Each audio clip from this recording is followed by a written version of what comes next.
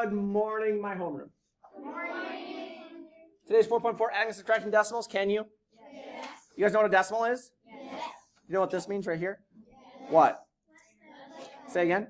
Less than. What's that mean? Greater than. What's the answer to a addition problem called?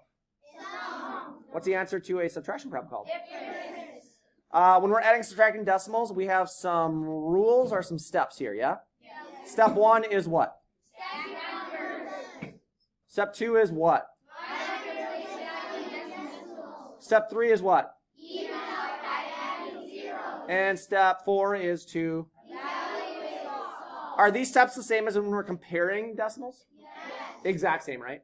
The only difference is if you look at number 5, if you are adding, we line everything up, we even them out, we stack them, we do all that. We just got to make sure we add them then, right? Yeah. Number 6, same thing. We stack them, we line up our decimal points, we line up our place values, except for now we're actually... Subtracting. So am I doing this invisible line thing or not? No. Or this crutch thing? No, I'm not doing that anymore, right? Okay, but you are showing all of your steps, and you guys all know how to subtract, right? Yes. When we subtract or add decimals, remember how we have the decimals lined up?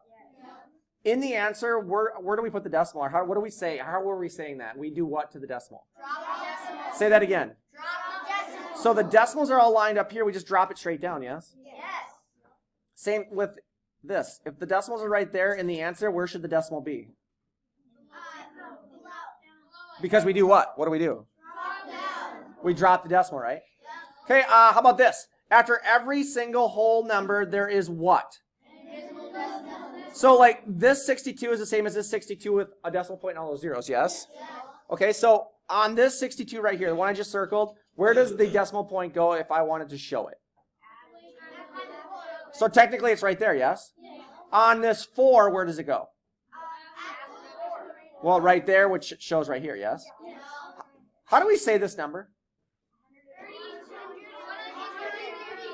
$132, yes?